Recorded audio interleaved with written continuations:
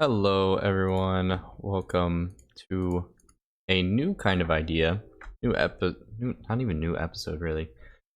Talking about something that's really cool that me and my friends are working on right now. We are actually trying to do a ROM edit of Pokemon Fire Red. Yeah, that's right, Nintendo, you heard that incorrectly. Yeah, I'm just gonna be showing like kind of the changes that we're making. I hope that I don't get like flagged for copyright or whatever. Maybe I'll have to remake this first video. I don't know how this works, but I didn't make any of these tools. I'll try to give the best credit I can in the description. Essentially, I found all these ROM hack tools on romhacktools.com or whatever. But yeah, so we're making a ROM edit. I'm mostly making it for my friends Arid and Soren Flying. And I thought it would be cool because we're spending literally so much time on changing the Pokemon and everything that I might as well start making videos out of this because it's taking so much out of my time that like I'm essentially need to make content out of it. So hope this can be interesting of what we're doing. We're essentially trying to make every Pokemon and gens 1 through 3 viable, even the ones that go basically like end up being like unplayable. So yep, that is the idea. So right now we're working on Pokemon, and it's taking us some time. Shout out Arid for helping me out a lot. Soren Flying also helping out. Vulpix Ninetales, but yeah, I just kind of wanted to go for this first episode. It's just going to be like post-recorded kind of session. Just going to be going through the Pokemon that we've already done, and then for the future, I'll probably just record like me and whoever's helping me play, probably Arid, doing the moves and everything. So yeah, I hope that's interesting. I'm just gonna start uploading this, and then eventually I'll probably get to like trainers items. I don't know, we'll see. But yeah, let's just go ahead and get started going over what we changed for Bulbasaur. We made the 2 abilities that can get Chlorophyll Thick Fat. I won't really go over the moves just yet because it's kind of insignificant for Bulbasaur because you'll obviously evolve it. Also excuse the train in the background. Then we have Ivysaur, same abilities, and then Venusaur, same abilities, but obviously you're starting to get a way better moveset. So even though it doesn't make sense, best move, like grass move, is Leaf Blade. Even though it doesn't make sense for Venusaur, you still want it to have like strong grass type move. Like you could give it Giga Drain for sure, but I think Giga Drain's only 60 base in this game, which is really bad. So we decided to keep Leaf Blade. I think Sludge Bomb is also a new move that doesn't learn by level up, just because we wanted to give it some strong poison typing by this level. Also, it's a little bit late game. Hopefully my design is to make the Elite Four / champion like in the 70s. So you'll have like your team fully set up by the time you're at the Elite Four. So, and I'm not gonna really worry about post game. So, Sludge Bomb, now it learns Sunny Day and Solar Beam. Also Knockoff, I adjusted Knockoff to be 75 base power, but obviously it doesn't double damage when it takes off an item. And then Weather Ball, which will change with the weather. So another important thing to know is that we're still working with Gen 3 mechanics, and I wasn't able to find a ROM that had physical special split. So yeah, I'm just gonna essentially stick with it. I was thinking about trying to figure it out, but I think it's kind of cool that Gen 3 mechanics is like that, because you also have to remember what's physical, what's special. And even when we're designing these Pokemon, the Pokemon that, like, say for Sneasel, for example, where both of its typing are special but it has high attack, we could just essentially switch the attack and the special attack and then make it viable again. So that's kind of the idea. And moving forward, then we have Charmander with Flash Flare, Cloud9. Now Charizard's already a good Pokemon, but we felt like the abilities could be better. Cloud9 makes sense to get rid of weather, and also I'll be introducing trainers with weather teams and such, so it won't be a bad ability. And then we have Flash Fire, obviously, as immune to fire, which immunities are always really, really strong.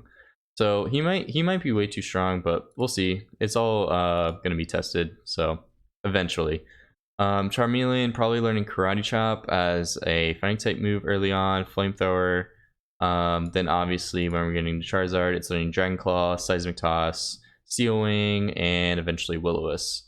I wanted to make Bulbasaur later on because the ability to status and half someone's attack is really, really strong. And especially in a game where I can only change the AI so much, like I don't know that much about coding.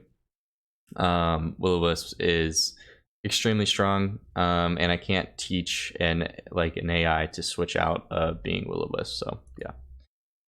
Then we have Squirtle, which apparently learns a bajillion moves, which we essentially made it better. War Turtle abilities are Shell Armor, Swift Swim. Swift Swim is probably way too strong, but we'll see when we get there. Then we made Blastoise Water Dark, which I thought was pretty interesting. Essentially gave it Iron Defense, Crunch, Ice Beam, Mega Punch, Taunts, Knockoff, and Hydro Pump. So this Pokemon before Blastoise is already pretty bulky, but with this set, like it could do well in rain, but also doesn't have that high special attack and also has no setup moves. So it's kind of interesting. Like you give it this really offensive Swift Swim ability, but then it doesn't really have like very high special attack or attack for it. So yeah, I thought it was a pretty cool idea. Also, shout out Arid. He literally helped me with all of these. So going into Caterpie, we gave it Leech Life as a level 1 move because sometimes it only has Tackle and that sucks. Metapod, blah blah blah, same thing. Shedskin. Then we have Butterfree, who we did give a pretty good stat boost to. So now it's at 450, 85 HP. So I have Cerebi in the background. Let's see exactly what we changed.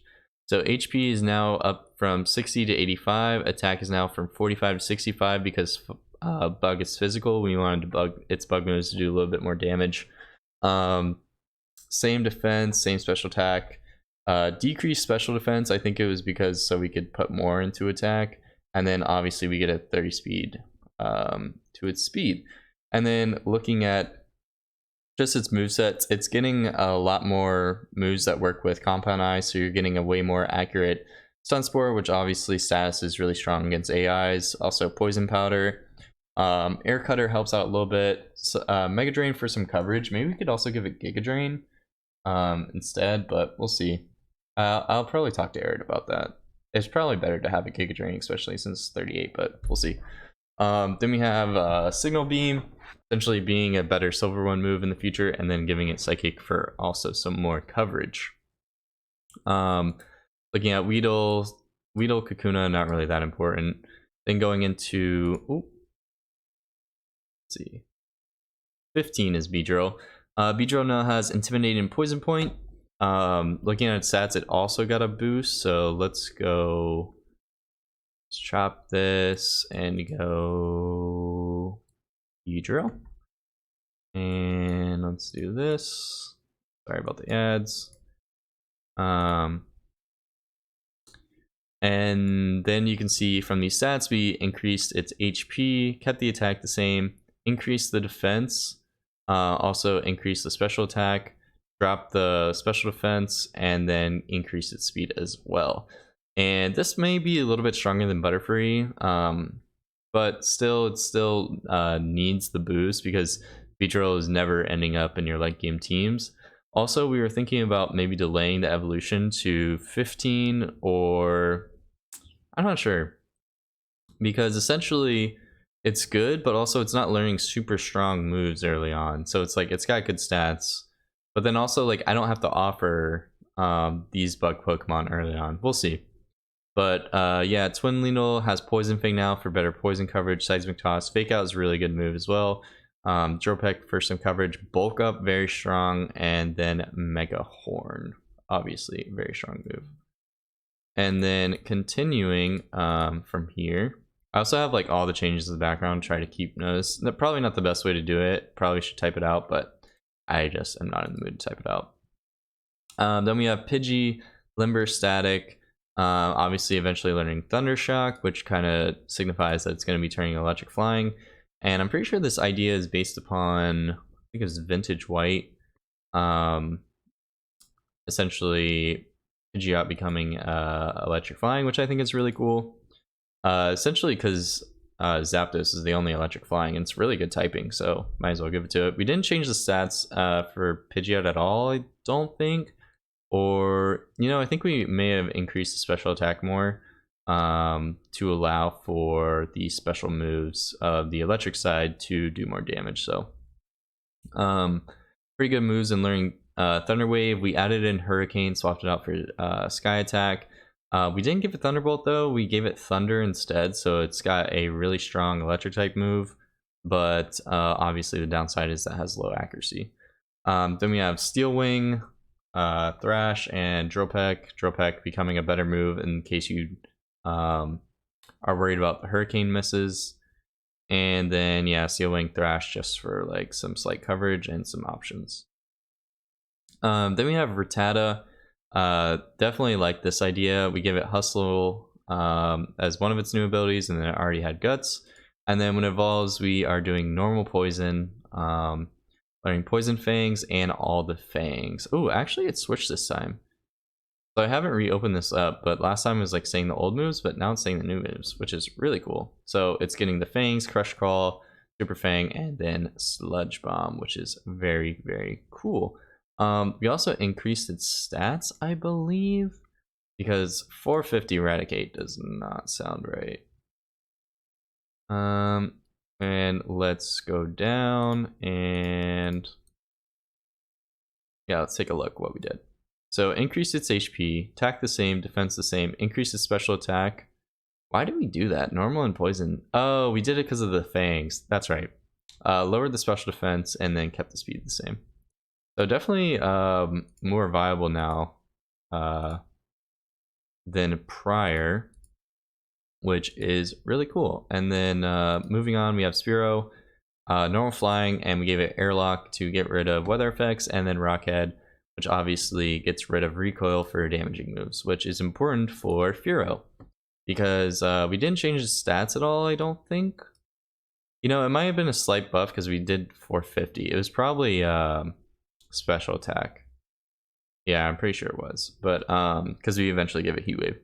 But the reason why Rockhead makes sense is because eventually it's going to learn Double Edge, so it won't take recoil and has a really strong stab normal type move. Dropek is pretty obvious. Submission is also kind of applies to Rockhead.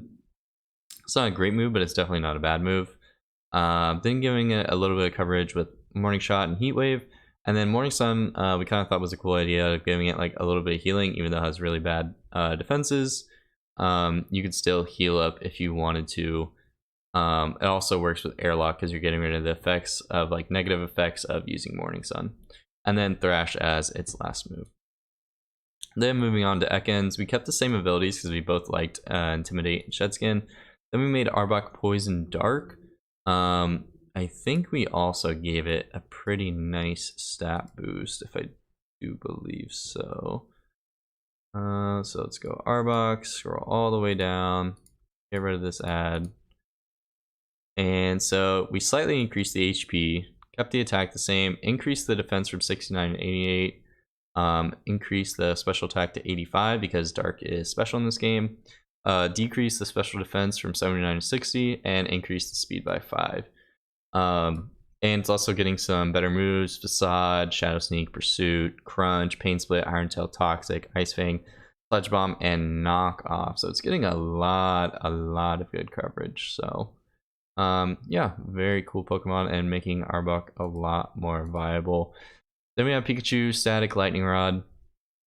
Pretty simple. And then eventually when you evolve it into Raichu, you're getting Electric Psychic, which is essentially a Alolan Raichu.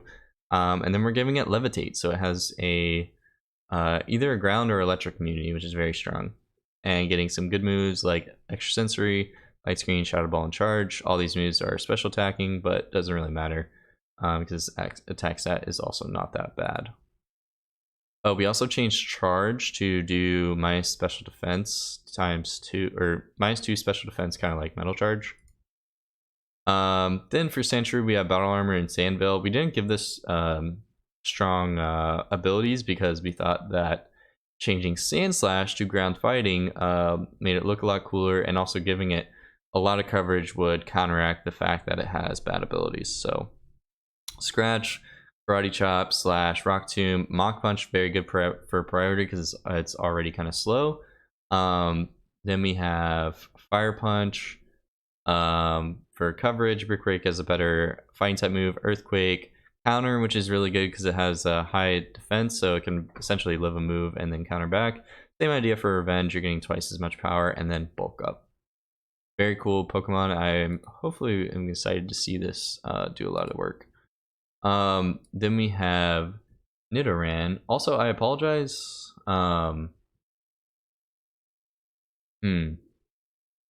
That there's not a way to make this bigger, but oh well. Nidoran female, poison points, clear body. Clear body doesn't really make sense, but we want it to be pretty. We want it to have a better ability. And then, interestingly enough, we actually forced a idea of: do you want to keep Nidorina early on or even late game so you can get better moves? I think Nidoqueen learns, yeah, superpower at 43. So essentially, you can go two different routes. Let me click this. You can go two different routes. You can wait to delay Nidoqueen and get Slack Off instead, and make your Nidoqueen later on a little bit more defensive, have some healing. And then I think you eventually get Sludge Bomb instead of... Oh no, you can still hit both. But you can essentially get some healing and some nice moves and nice coverage that Nidoqueen doesn't normally get, obviously. And then same idea for Nidorino, but except it has Rough Skin now. And obviously you're getting these really good moves that you wouldn't get Drill Run, Sky Protect, Thunder Punch, Outrage, that you wouldn't get with Nidoking. Plus you have to think about that Outrages is very good because in this game Dragon's only resistance is Steel. So yeah, very cool ideas. Then we have Clefairy, just kind of similar Clefairy set. We wanted to keep it normal because it's honestly pretty good defensive typing. Having some Stally moves, Body Slam, Light Screen, Moonlight, etc. And then Clefable eventually gets Toxic and Ice Beam, and has Synchronize as its ability. Moving forward, we have Vulpix, which is Fire Normal, Flash, and Drought. Learning some really cool... Oh, I forgot Fire Normal is not normal. Fire Normal is very cool. Ember, Tail Whip, Roar. Kind of same moveset, but eventually it's learning Hyper Voice. And then for Ninetales, we have the same typing, same abilities.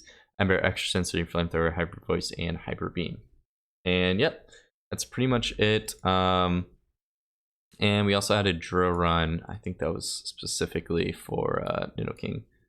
But yeah, this is essentially what we've been working on, and I hope to continue to give you guys updates and some footage of us just like, what's the idea? Brainstorming moves and typings for all the Pokemon that may be a little bit less viable. So yeah, thanks for anyone that watched this, and I'll see you on the next one. Peace. Oh, and by the way, last minute thought. If you have any advice or ideas, or you know anything about ROM editing, please let me know in the comments below. Thank you, and goodbye.